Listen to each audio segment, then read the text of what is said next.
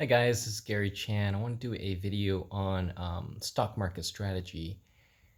And I think this is something you may not find on YouTube. It's an idea that I have thought about for many years.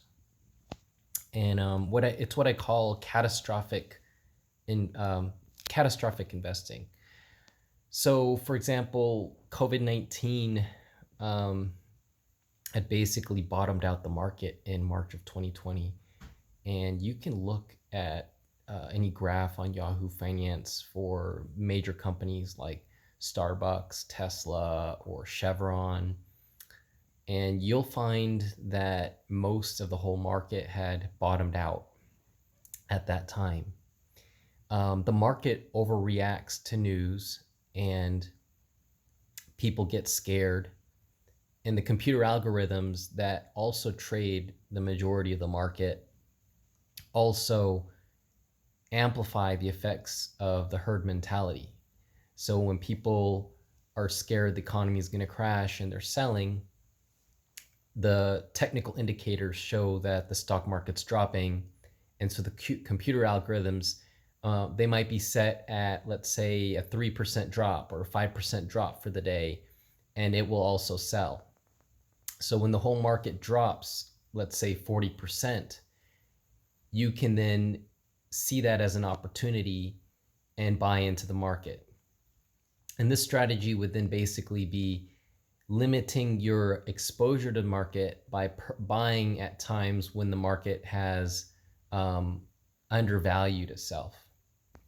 And I would say that for the opposite effect, right now I'm seeing the market get really high, and it's November of 2020.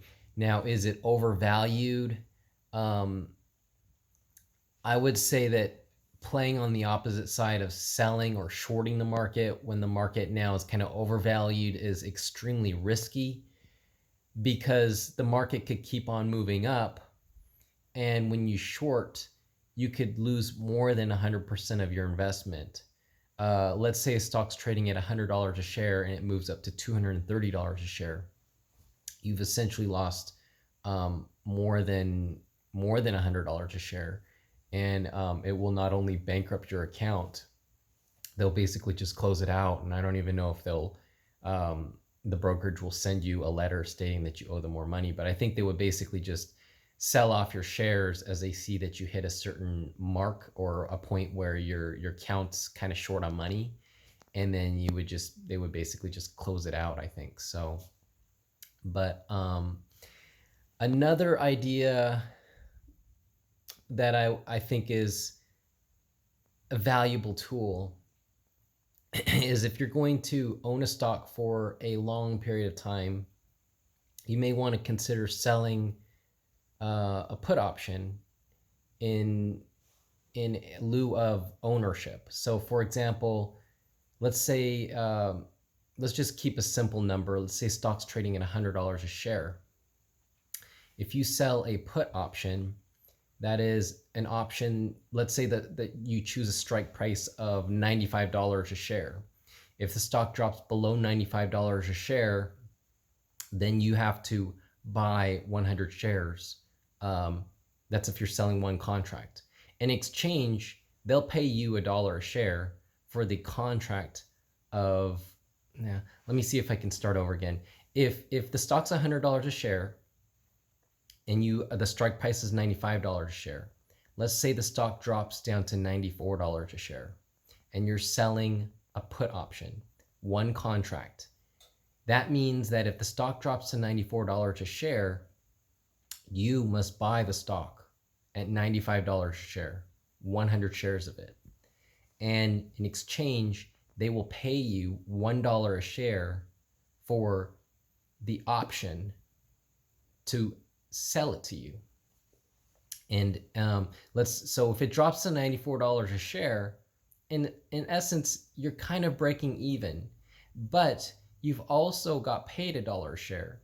And if the current market value is $100 a share and you were planning to buy it anyway, you would have saved yourself from losing $6 a share. You are now in the position of buying it at $95 a share, getting paid $1 a share. You are net break even at $94 a share.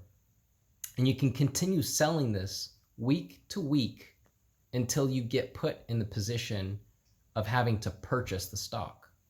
Now, once you are in the buy or the ownership position, you could keep the stock for 1 year.